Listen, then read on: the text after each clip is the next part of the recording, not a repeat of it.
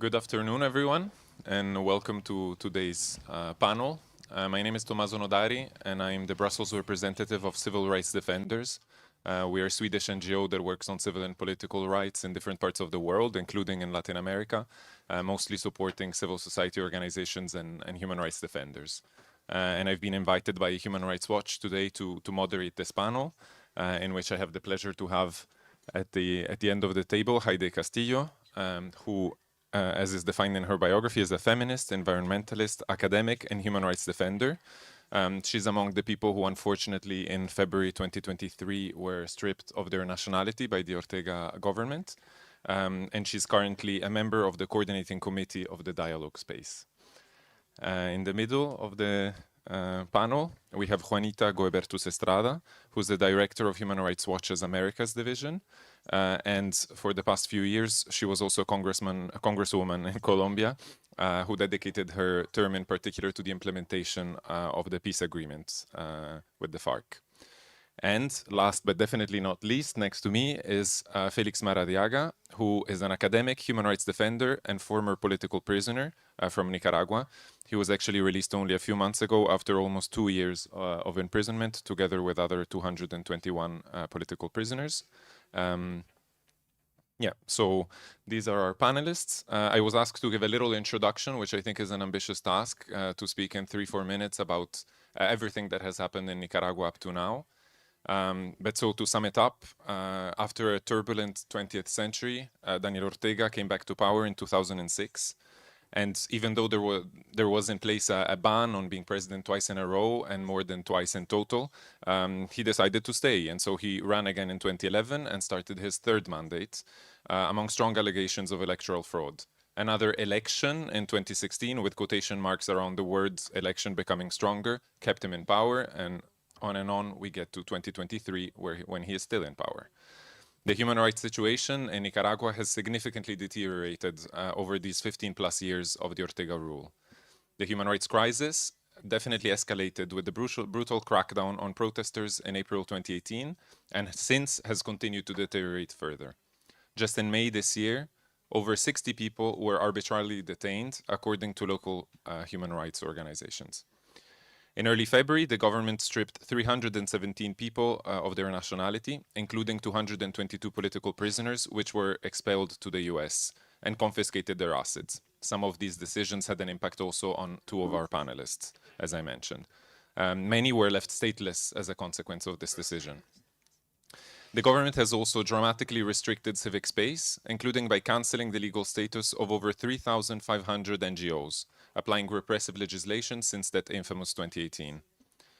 Among the groups that were stripped of their legal registration are not only groups that could be seen as controversial, but also dozens of humanitarian organizations, which played a critically important role in ensuring access to health services, water, and food for low-income and mostly rural communities. The international response to the crisis in Nicaragua, which is what we are going to speak about today, has been lackluster and uncoordinated. In particular, since we're here on the margins of the EU-CELAC forum, which is about to start in a few moments, thinking of the European Union, EU Ambassador Bettina Muschheit was expelled in late 2022 after the EU had called on Ortega to restore democracy. This came as a shock to the European Union. And this year, in April 2023, Nicaragua said it would not receive the newly appointed ambassador-designate, Fernando Ponce. So the situation remains very tense, but this also means that the European Union is more cautious now in raising concerns about the situation in Nicaragua, because it wants to at least have a seat at the table, let's say. And I'm just describing it, not expressing a judgment on it. No one, unfortunately, ultimately has been held accountable for the serious human rights violations committed in 2018, which left over 350 people dead. No international monitoring bodies have been allowed to enter the country since, when authorities expelled the Inter-American Commission on Human Rights, its special monitoring mechanism for Nicaragua, the appointed interdisciplinary group of independent experts, and the OHCHR itself. In a letter released on 17th of July, which is today, dozens of Nicaraguan victims and over 20 human rights organizations call on Latin American leaders and the EU and its member states to establish a regional group of friends for the Nicaraguan people, made up of governments across the political spectrum, to contribute to a transition towards democracy. And I'm sure we'll hear more about this project in particular from Juanita. So, on the margins of this EU CELAC summit that is starting today, we're here to discuss the current human rights situation and the role of the international community to effectively address the human rights crisis. I will be asking a few questions to each panelist, and then there will be time also for questions from the crowd. So, my first question is to Heide Castillo. So, human rights groups, UN experts, and foreign governments indicate that there is a serious human rights crisis in Nicaragua. What conditions allowed the crisis to reach this point? What can you tell us about the current context, Mrs. Castillo?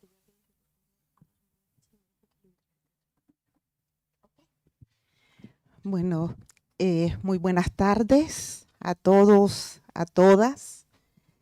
Primero quiero decir, antes de contestar la pregunta, que me siento muy contenta de estar aquí con Félix, un gran compañero, y me emociono porque nos habíamos visto cuando Félix regresó a Nicaragua después de que los dos estuvimos en el exilio.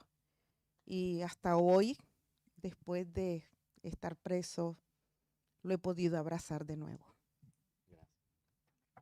Good afternoon, everybody. First of all, before answering the question, I would like to say that I am extremely happy to be here with you all, and I am very, very happy to be here next to Felix, whom I hadn't seen in a long time, and it is a very dear colleague of mine. And after the exile and after him being in prison, I've been able to hug him again for the first time. Sobre el contexto de Nicaragua, ya Tomás hizo un resumen muy importante y solo voy a complementar algunas ideas. Como defensora de derechos humanos, puedo caracterizar que Nicaragua vive uno de los peores momentos de su historia. Que su país, nuestro pueblo, vive en un estado de excepción de facto, en donde se impone un estado total de terror. En Nicaragua hay 4 opciones en este momento. Una, o estás con el régimen, y si no estás con el régimen, te quedan 3 opciones. O te matan, como le ha sido la historia de más de 300 de 2018 a la fecha, o te apresan, como nos ha pasado aquí a nosotros, o nos destierran forzosamente, como también nos ha pasado, y aquí hay un testimonio, pues, el caso de Félix y el mío. So after the overview that Thomas has given you, I wanted to add a couple of ideas that are very important from the side of a human rights defender. Nicaragua is experiencing the worst time in history. Our country and our people are living in exceptional times. We are living in the midst of a terror state that is imposed by someone. In Nicaragua, you have 4 options. You are either with the regime, and if you are against it, then you only have 3 options. You are either killed, as we have seen with more than 300 people since 2018 up to now, or you are imprisoned, as Felix and I have experienced, or you are expelled from the country, as we have also experienced. De manera que estamos hablando de una guerra. A veces pareciera que hay guerra solo en Ucrania, por la invasión de Rusia, pero yo podría decir que en Nicaragua hay una guerra de una dictadura militar contra un pueblo completamente desarmado. Estamos ante una estrategia de aniquilamiento del pueblo que se opone a vivir como súbditos o como esclavos de un régimen que prácticamente ha llevado a Nicaragua a un retroceso histórico donde la ley y el Estado son ellos, la dictadura. This is a war. We are experiencing war, and war isn't only in Ukraine because the Russians are invading Ukraine. No, our country, Nicaragua, is at war. We are at war against a military dictatorship that is going against the disarmed population. So our people, our citizens are suffering because, and they are being killed because they don't want to be the slaves of this regime, a regime that is the law and the state. Y finalmente, porque hablaríamos meses y años de esta historia tan cruel, puedo decir que en Nicaragua se aniquiló el periodismo independiente, se aniquiló a la sociedad civil organizada, no existe libertad religiosa porque hasta rezar ahora es un pecado.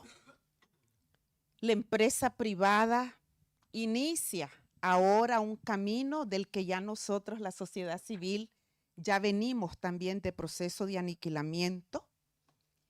Se asaltaron las universidades, se ha borrado el expediente académico de los jóvenes que participaron en la rebelión y han sido expulsados al exilio.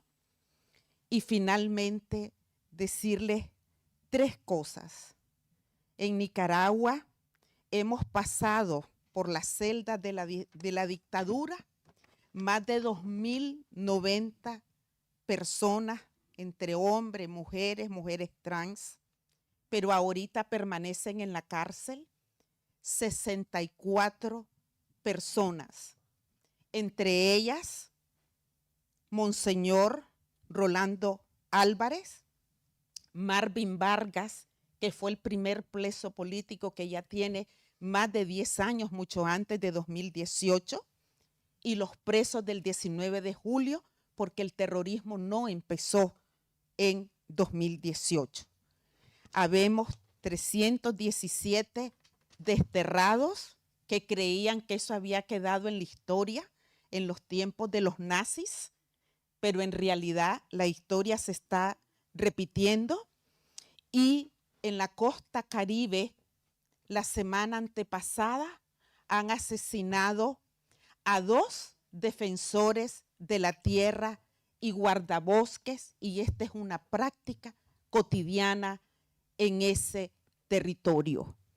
De manera que podemos decir, yo tomaría la palabra de lo que dijo el grupo de expertos de derechos humanos de Naciones Unidas, Daniel Ortega y Rosario Murillo, funcionarios de agencia y estructuras del régimen, han cometido y siguen cometiendo graves sistemáticas violaciones, abusos a los derechos humanos y crímenes de lesa humanidad contra nuestro pueblo. Gracias. And to finish, and this is not a cool story, I wanted to say that in Nicaragua we don't have freedom of journalism, we don't have CSOs, we don't have freedom of religion, because praying now is a sin. Private companies now are experiencing what we have been experiencing in the past. Universities have been assaulted. Academic records have been eliminated from those students who are opposed to the regime. So they have had to get out. More than 2,090 people have suffered, have been killed since the regime has been installed. Men, women, trans people. 64 people are right now in prison. Among them, Monsignor Roland Alvarez and also Bernice Vargas, who has been in prison for more than 10 years now. And with them, all the prisoners from the 19th of July. I want to say something, and I want to refer. I also want to say that more than 312 people have been expelled from the country. And we would think that this is some history, something that Nazis would do in the past. But this is our present right now. And in the coast of the Caribbean, 2 people have been killed only a couple of days ago. They were people who defended the territories.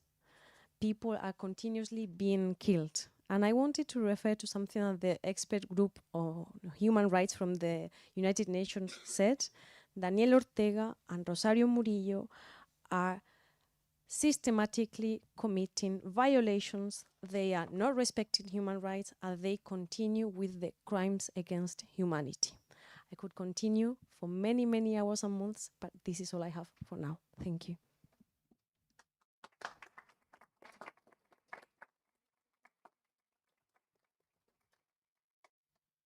Thank you very much, Mrs. Castillo, for this summary. I found particularly striking the way you present the 4 options that every Nicaraguan citizen finds in front of themselves. My second question is for Felix Maradiaga.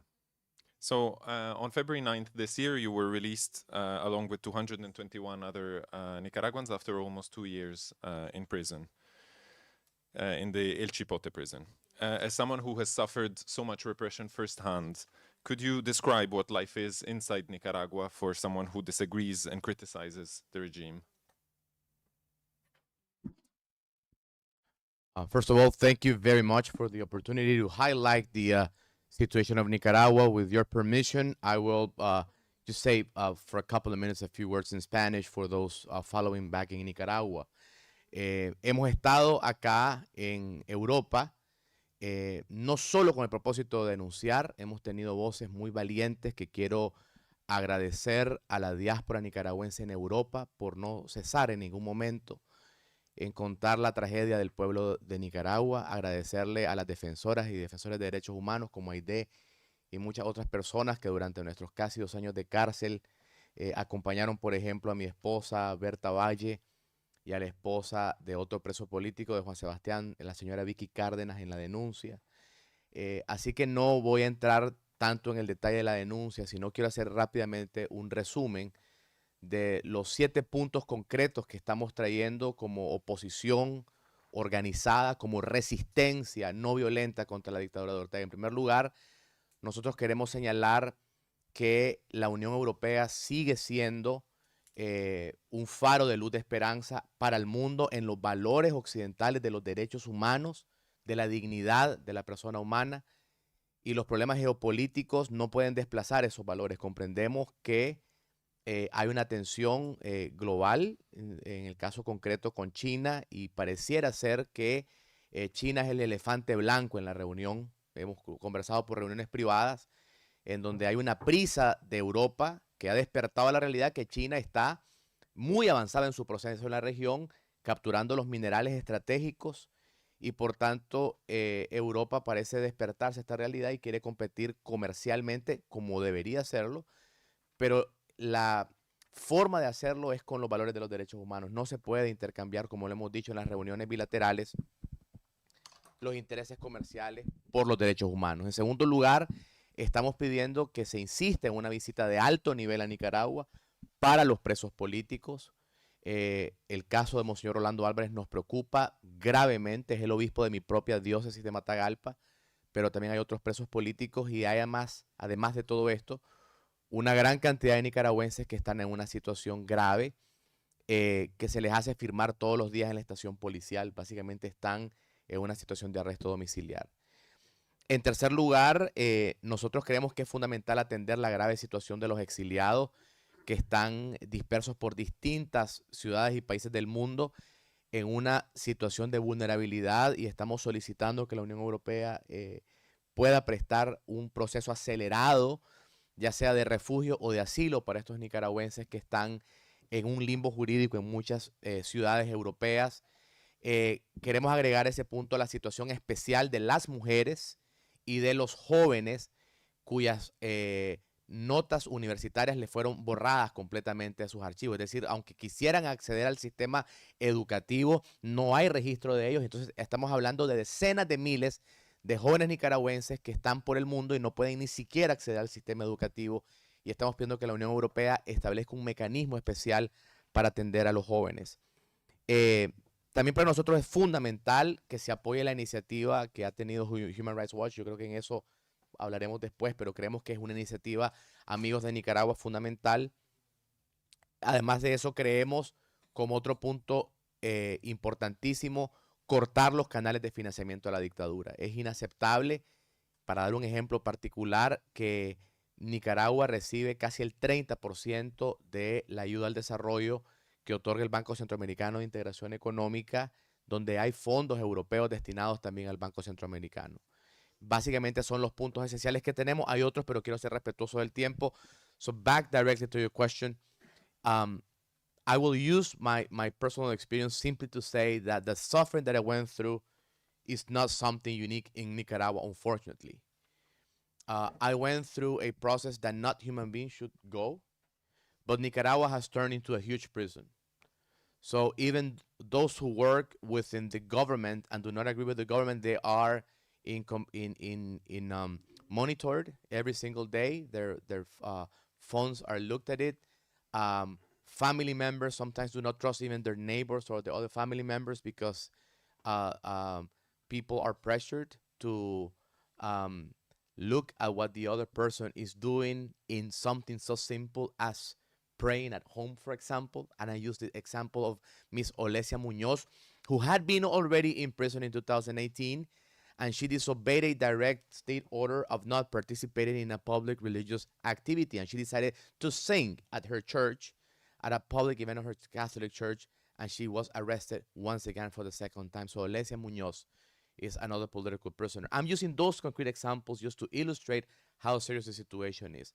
And as I said in my introduction in Spanish, we are asking the European Union to keep their high standards of human rights. We understand that the China issue in their increasing presence in Latin America has pushed the European Union to talk particularly on commercial issues, and we understand that from a pragmatic level, but it's fundamental that human rights keep to be at the core of this process. And we have provided a number of key actions, a high-level visit to Nicaragua, the importance of providing support to asylum seekers in Europe, the importance of attending the situation of women and young students who do not have access to the educational system in Europe, among other points. Thank you. Thank you very much, Mr. Maradiaga. And yeah, the situation that both of you describe is extremely concerning, maybe even terrifying. Juanita, could you give us an overview of what the international response to the crisis has been so far, in your opinion, particularly in Europe and in Latin America, since we are here on the margins of this forum? Thank you, Tommaso, first of all, for helping us in moderate this space. Thank you, everyone, for being here today with us. And, of course, most importantly, Aide, gracias. Felix, thank you so much for being here. This is really about sharing your testimony, your life experience at this summit side event. There's been at least 3 types of reaction from the international community regarding Nicaragua. First has been sanctions, a way of putting pressure, particularly through targeted sanctions, to try to put pressure in the Nicaraguan regime, the Ortega regime. In the case of the U.S., we've seen mechanisms of asset blocking, some of them individual. At least 46 people have been the target of asset blocking. In the case of entities, 12 entities directly targeted by the U.S. administration, and of course more than 800 visas that have been restricted to individuals in Nicaragua. We're speaking about targets that include, of course, Rosario Murillo, the sons of the presidential partners, government officials, the national security advisor, members of the military that have been the object of these kinds of sanctions. We've seen also sanctions from Canada, from the UK, from Switzerland, and from the European Union. In the case of the European Union, at least 21 individual sanctions and 3 sanctions to different entities. So one side of things, and we can go in the next block as to how efficient that has been, but one certainly way of reacting from the international community has been through sanctions. Then you have a second type of reaction, which is just public condemnation. It's difficult, I think, to find an issue that creates more consensus, if we can call it like that, even among governments that come from the left of the political spectrum in Latin America. There's increasing consensus in having public condemnation towards what happens in Nicaragua, particularly in multilateral spaces as the OAS. It's been constant condemnation of what happens in Nicaragua. Again, we can go more into the discussion, but one of the challenges has been that the OAS, through Almagro's leadership, has become less and less effective because the way it's seen as many governments in Latin America as politically partialized. But in general terms, you see constant resolutions from the OAS condemning what happens in Nicaragua. In the case of the UN Human Rights Council, and Aide was already mentioning, but it's been key the way in which the creation of the group of human rights experts was a way of being able not only to publicly condemn, but go from that into a mechanism of actually identifying the kinds of human rights violations and actually calling them, as Aide was saying, as crimes against humanity. And then it's precisely that we would call the third mechanism of putting external pressure by the international community. As we all know, Nicaragua is not a party to the ICC, but having this group of experts that just recently released its report identifying concretely crimes related to imprisonment, to murder, cases of torture, sexual violence, forced deportation, and political persecution has rendered a level of legal certainty and independence to be able to pinpoint what all of the victims had already denounced in many ways, but you could actually now have a full account of these kinds of crimes from April 2018. These have been mechanisms that have not been coordinated. They have been mechanisms in which you don't find concrete sequencing. There hasn't been a way of articulating those external pressures with a broader strategy that allows some kind of alternation between external pressure and concrete potential of either negotiations or bilateral conversations or diplomatic conversations to be able to create specific results in terms of bettering the human rights situation. So one of the ideas that we would want to share in the next block of questions is how is it that we use these kinds of external mechanisms that have been there, that the international community has used to be able to actually promote a transition to democracy in Nicaragua. So just to say, the international community has been there, has been aware, has used a lot of its tools, but so far we haven't been able to see that those tools, those mechanisms transit into concrete results for creating at least a space to promote democracy and a transit and a transition to democracy in Nicaragua. Thank you very much. for outlining that. So there are several mechanisms that have been used: sanctions, public condemnation, institutional condemnation, and other forms of external pressure, but that there's more to do for what concerns coordination and making sure that all these mechanisms are used to reach the maximum of the possible effect. My next question is again for Mrs. Castillo. So generally in these types of situations, we can see that there are differences and at times tensions between human rights defenders who are in the diaspora and human rights defenders who remain on the ground. Could you tell us about your experience as someone who is exiled in the United States, in Louisiana, if I'm not mistaken? How would you describe the relationship between those of you who are abroad and those of you who are still in the country? Sí, muchas gracias. Esa es una pregunta muy importante en el momento que estamos viviendo y por la historia del pueblo nicaragüense. Primero debo decir de que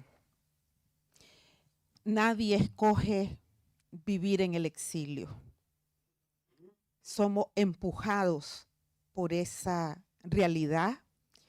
Y siempre digo que es como cuando agarras un árbol, en dependencia de la edad que tiene también, de un día para otro, y lo arrancas y te lo llevas a un lugar lejano que probablemente tiene mucho o muy poco en común con tus hábitos, costumbres, tu lengua, pero lo que más duele es el rompimiento de tu tejido social, de tu tejido familiar, porque si hay algo que no podemos olvidar es que además de defensores y defensoras, también somos personas y tenemos sentimientos.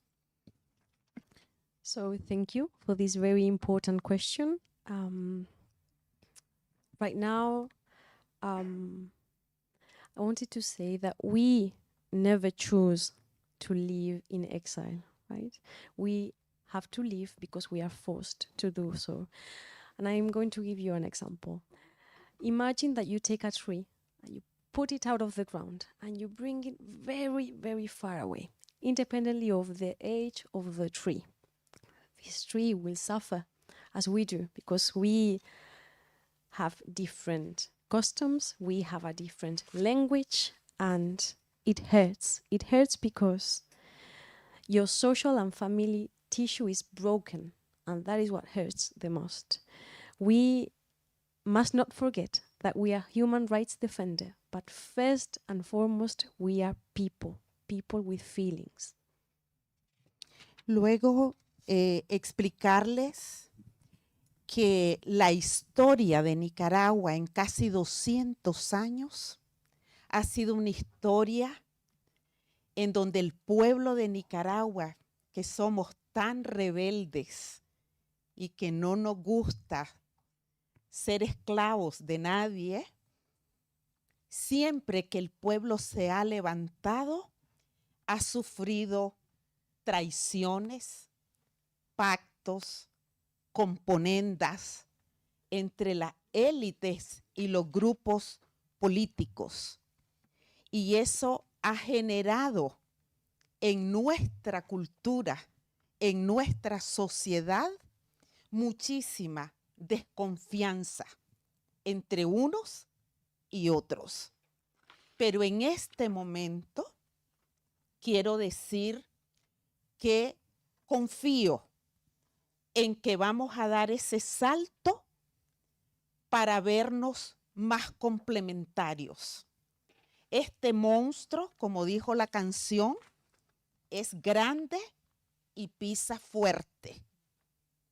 Y estamos convencidos que uniendo esa fuerza de los que están adentro resistiendo con los que estamos en el exilio y la diáspora, en una mesa que le estamos proponiendo que se llame todos somos Nicaragua, para sentarnos, platicar, unirnos en la diferencia.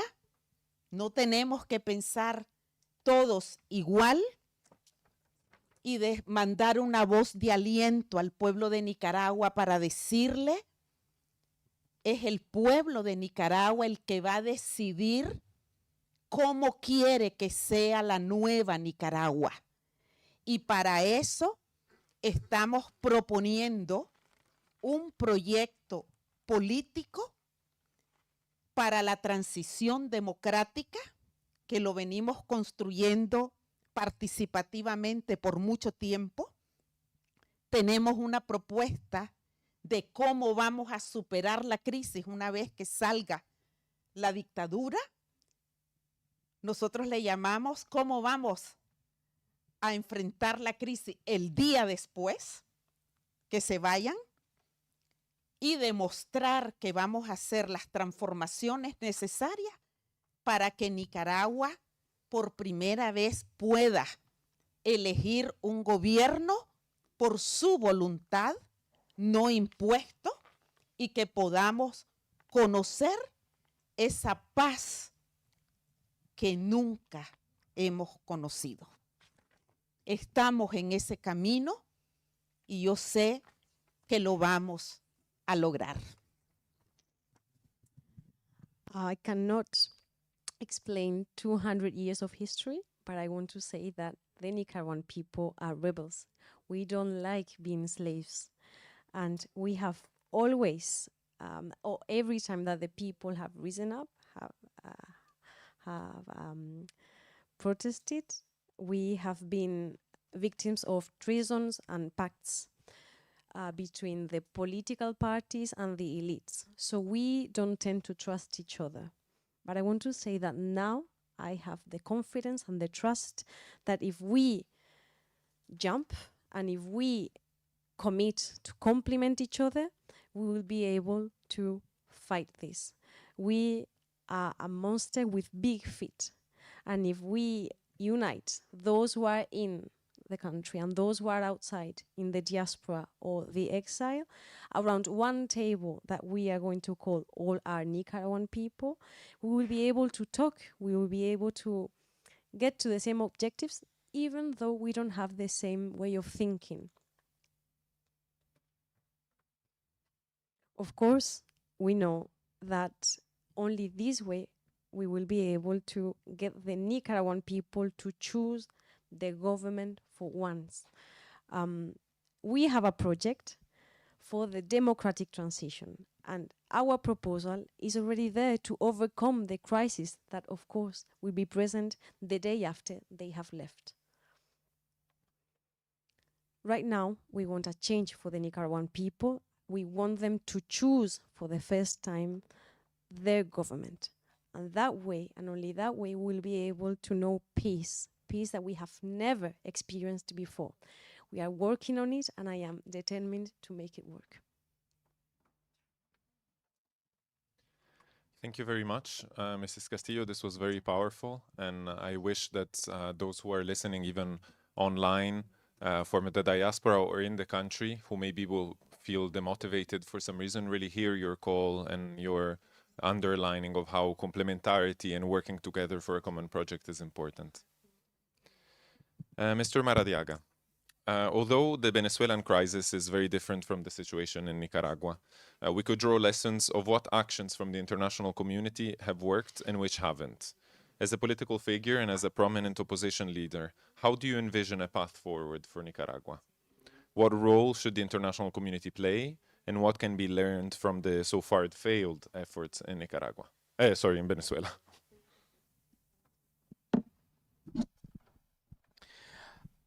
I think that although Venezuela and Nicaragua are both dictatorships, there are fundamental differences. Venezuela, of course, is a global producer of oil, and that makes a huge difference for Nicaragua. Nicaragua is amongst the poorest countries in the hemisphere. It's fully dependent of remittances, so about 27% of our GDP comes from Nicaraguans abroad. And that makes a fundamental difference. But going directly to your question on some of the issues that I think need to be revisited and apply to both cases are international standards in terms of human rights. I think that we have seen that the international community clearly is not prepared to deal with what I will call dictatorships 2.0. After the Second World War, and I don't mean to sound academic over here, there's an infrastructure of international treaties that were designed under a fundamental premise that states will comply and they will try to be parts of a club, if I use that analogy. Let's use the example of the OAS. If you look at the Democratic Charter, it basically assumes that member states would like to be within the OAS. However, when this charter was placed, no one thought about China, for example, coming to Latin America and saying, you know, forget about the World Bank, forget about the EU, forget about foreign aid for Nordic countries, for example. I can give you all the money and you don't have to comply with human rights issues, with environmental standards.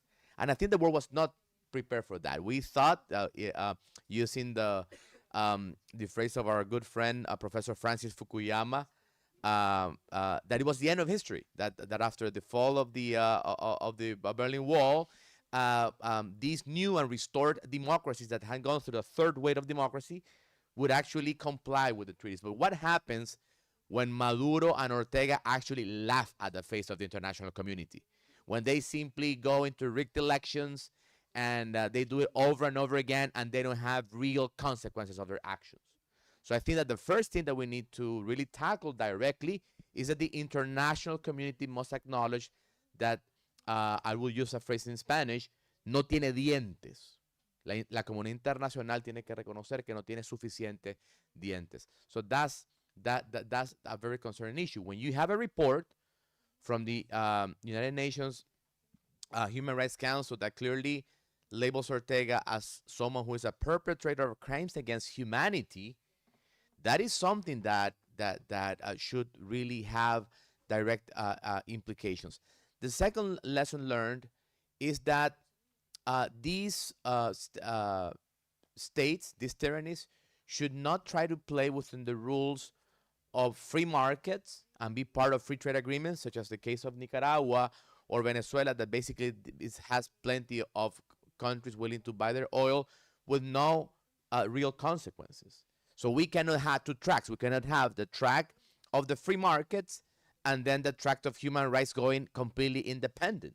That is something that is not only ineffective, but it's immoral.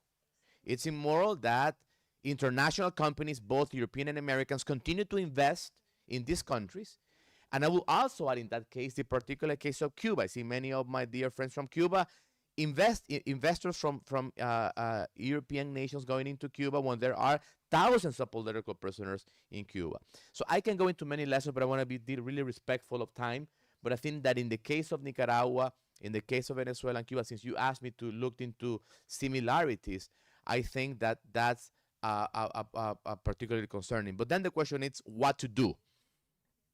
I provided some ideas in my introduction, but I think it's very important to support human rights defenders. It's very important to provide financial support to organizations at the grassroots, to provide a lifeline to organizations who are trying to empower civil society. And it's very important to hold accountable also the international private sector who has financial dealings. On a final note, the other aspect that I think is both closely related to Cuba, Venezuela, and Nicaragua, and I will say, I will be very, very blunt on this. These are not governments. These are part of an international crime network, and they work as such. They are dealing with drugs. They are deeply connected to money laundering. They're arms dealers, and they participate in organizations such as the EU meetings. And we are having Díaz-Canel just being received as a regular head of the state. What would everybody say if Pablo Escobar suddenly would have walked into an international meeting, 20 or 30 years ago? That is unacceptable. It's immoral. And we have to say that with all its letters. Quickly in Spanish, es inmoral que que gente como Díaz-Canel y las dictaduras de Venezuela, Cuba y Nicaragua participen, a pesar de estar sancionados en estos espacios, sin ninguna consecuencias reales. Creo que la Unión Europea debe mantenerse alta en sus estándares de derechos humanos y reconocer de que estos no son regímenes, son parte de una mafia internacional. Gracias. Thank you. Yeah, the international community has no dientes, but perhaps it's also because it doesn't want to use its teeth. I think it could have more teeth. And I think you've already highlighted areas such as trade, investments, and even just participation in international events in which it decided not to use teeth anyway. And the last question from me is for Mrs. Guebertus. So, as I mentioned in the introduction, over 180 Nicaraguan victims and 29 national, regional, and international human rights organizations having recently endorsed the initiative that was published today that seeks to strengthen international actions to address the crisis in Nicaragua. Calling on the democratic governments that are meeting today at the CELAC-EU summit to prioritize the situation in Nicaragua. Can you tell us a little bit more about this initiative and why this could be useful in the current moment of the Nicaraguan crisis? Thank you, Tommaso. I think it's precisely because, as you were saying regarding Felix's comments, we believe the international community has and should use its teeth, and it should be able to harness a solution that is a proposal from Nicaraguans. As you were saying, it's more than 160 victims from Nicaragua who are making this proposal, 29 organizations, national and international, trying to say Nicaragua should not be a lost cause. Recently, a foreign affairs minister from the region sadly started a conversation on Nicaragua saying that it was a lost cause. It shouldn't. We should all be able to look for solutions.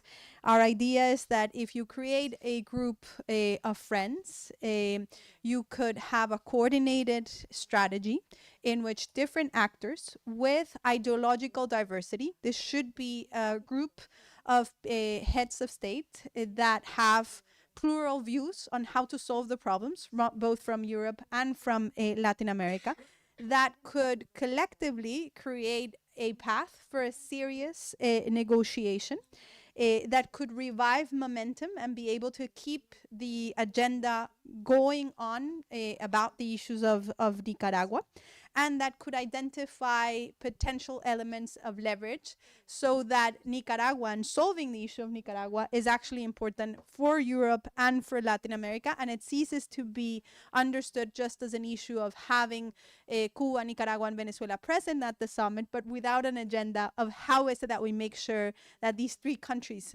go back to democracy. There's issues like the credits from the Central American Development Bank, issues as universal jurisdiction, issues as how the pensions of the military from Nicaragua are traded internationally. There's issues about remittances that could be discussed strategically to be able to find a pathway towards democracy in Nicaragua. So this is just the start of an idea. We believe that the summit could just be the beginning of that conversation. But the bottom line is Nicaragua cannot continue to be a lost cause in Latin America. And we're ready to sum up our efforts to be able to contribute to that objective. Thank you very much. I have a very brief follow-up question, actually. How can people help if they're hearing about this now and they haven't signed this letter? And how can people stay updated, like to see whether something happens of it and whether it's picked up? Wonderful. So first of all, of course, anyone can join into this initiative in our Human Rights Watch webpage. You can join the possibility of becoming part of this idea of seeking for a group of friends for Nicaragua. Help us disperse this information, share it with your own contacts in trying to create this this network. And most importantly, I think collectively look for these kinds of incentives as to how to make sure that both for Latin America and for Europe, it becomes important to solve the situation in Nicaragua and cease to just be something that we live with as if it was something that was admissible. Thank you. Very clear. I think we could take 2 or 3 questions from the crowd. We're already running out of time, but I think it's always an important part of a conversation. I see a question from Camilo. I don't know if there's a mic. Thank you. Camilo Tovar from Race and Equality. Well, I heard there's different, well, you talk about the different mechanisms that the international community have put forward to put pressure on the Nicaragua regime, and the fact that there has been lack of sequentiality and coordination. How could that sequentiality and coordination look better in the future? What can the international community do to make that look better? And related to that, is there any, if you see any possibility of using the universal jurisdiction mechanism, for example, in Spain or in Argentina, to put even more pressure on the Nicaragua regime? Thank you. Thank you. Let's take maybe a couple. Yeah. Gracias a los tres por sus intervenciones, a Tomaso por la moderación. Soy Rafael Uzcategui de Venezuela y a mí me parece muy interesante la propuesta de Human Rights Watch de generar un grupo de amigos, de presidentes amigos diversos, pero también me gustaría dejar la reflexión que ese grupo de amigos no solamente debería ser a nivel presidencial o de los gobiernos, sino también de las organizaciones sociales, porque para mí como defensor de derechos humanos siempre es incomprensible cómo hay un doble estándar dentro de los movimientos sociales para la democracia y la vigencia de los derechos humanos, ¿no? Entonces, sentir en estos espacios como hay incomprensión, por decirlo elegantemente, sobre la situación de Cuba, Nicaragua y Venezuela es doloroso, cuando las organizaciones sociales deberían ser nuestros primeros aliados, y lamentablemente no lo son. Entonces, bueno, esto es una situación, yo creo que hay que desideologizar la lucha por los derechos humanos, sus principios que son universales para todos y todas, pero bueno, en el marco de las pasiones políticas se nos olvida. Pero bueno, cierro con la idea de que ese grupo de amigos también sea de la familia de organizaciones de movimientos sociales y grupos de derechos humanos para el caso de Nicaragua, pero también, por supuesto, se puede extender para otros países. Gracias. Is it necessary that I summarize the question in English? No, doesn't matter. Okay. Is there anyone else? Otherwise, we can start answering these and then see. Yeah. Okay. Would you like to start, Mrs. Castillo, answering these questions? Sí, esta propuesta que agradecemos muchísimo, quiero decir de que hace ya algunos años, en momentos de desesperación, habíamos propuesto la necesidad de conformar una comisión de alto nivel internacional para que trabajara en la transición democrática. Y por eso ahora que Human Rights lo hace de una manera pues ya más ordenada, organizada, más legitimada con todos estos procesos, nosotros lo vemos como una urgente necesidad.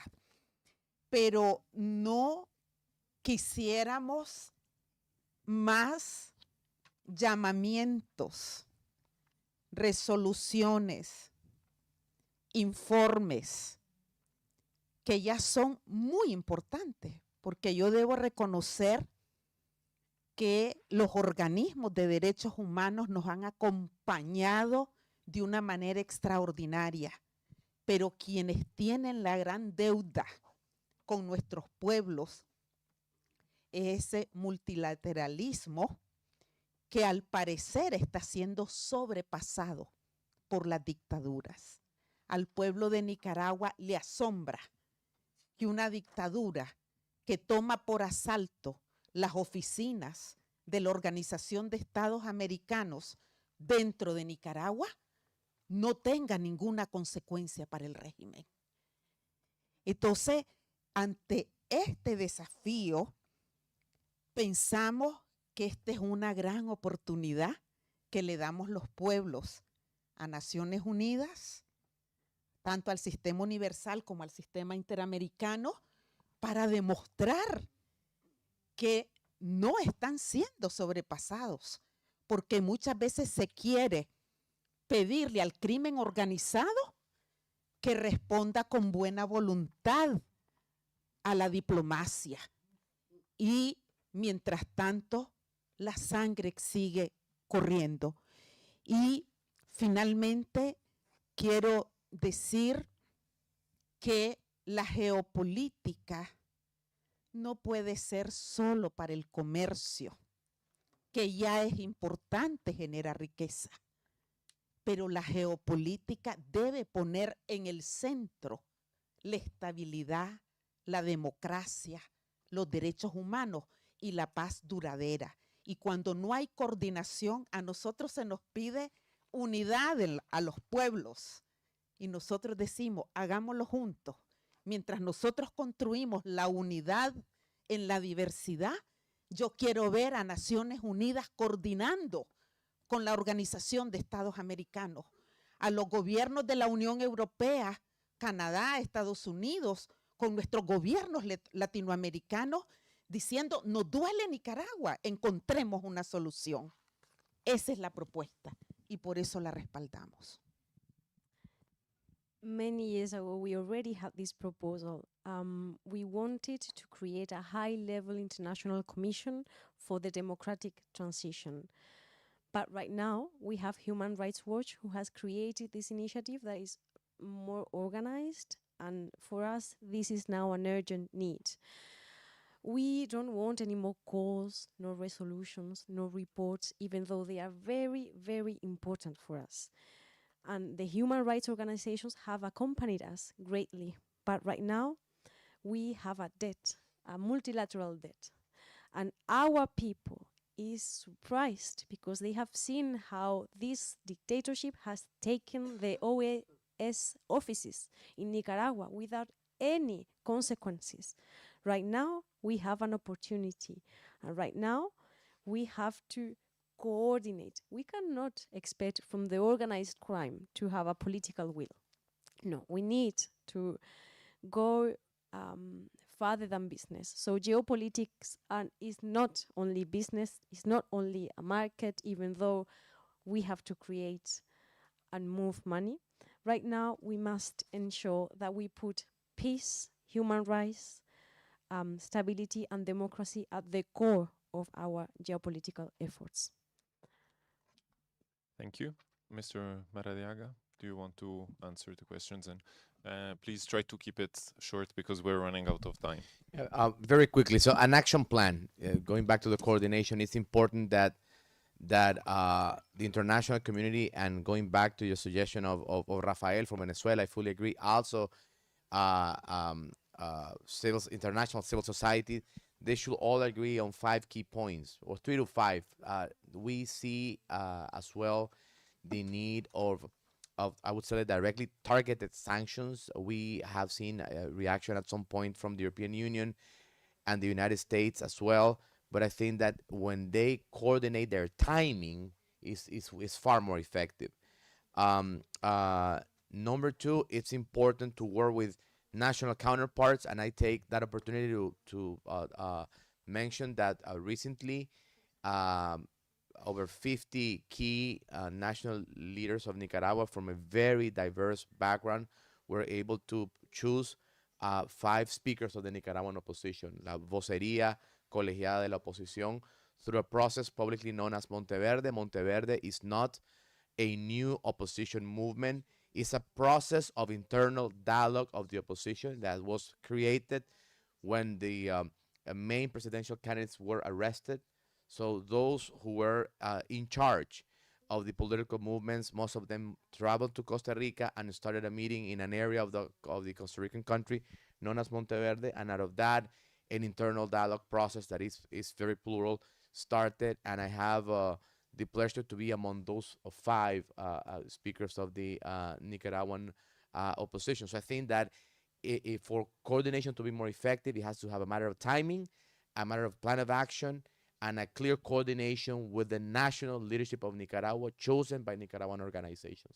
Thank you. Thank you. And Ms. Gubertus?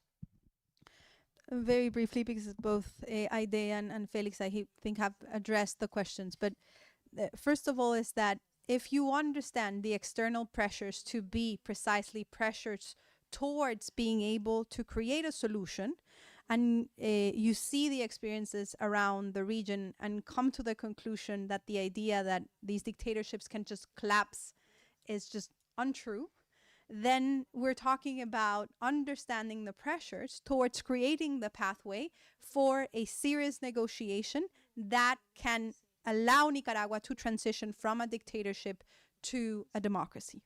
If that is the case, then both the negotiations of between May and June 2018, and then between February and April 2019, very much led by the Vatican, were insufficient in terms of understanding and coordinating the external pressures with the possibility of making concrete progresses in the democratic sphere.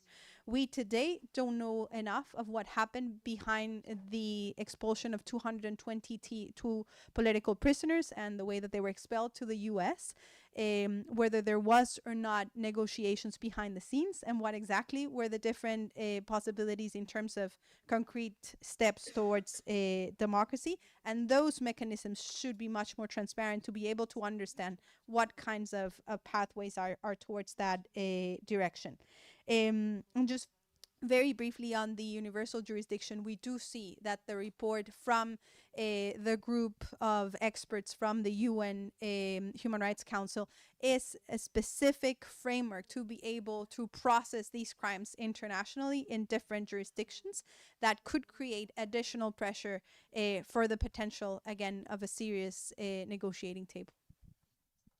And I fully agree with Proea that this is about civil society organizations getting together and making sure that it doesn't matter whether the government is from the left or from the right, but we all together are united in condemning any of these kinds of human rights violations. Thank you. And to wrap up, today we've heard a short summary of the many atrocities and of how, in addition to people who are in prison or people who are kicked out of the country itself is somewhat a prison for anyone who doesn't want to follow the minimum, like the guidelines that are imposed by the regime. HRDs and CSOs should be united in diversity, be them in diaspora or in the country. They should all work for the same objectives and efforts in a complementary way. The international community has indeed been active until now with various instruments, but it could do more, it has to do more, it has to have more teeth and be more coordinated. And last we heard about one attempt to start this coordination, this friendship group, hoping that heads of state will join, and international organizations, NGOs, and those movements that were mentioned also in the questions can help make this proposal true. I would like to thank our speakers, Heide Castillo and Felix Maradiaga, for bringing their testimony from Nicaragua, and of course Juanita Gobertus and Human Rights Watch as organizers of this event. And last but definitely not least, the interpreter who has been doing a great work throughout this event. And thanks everyone for attending.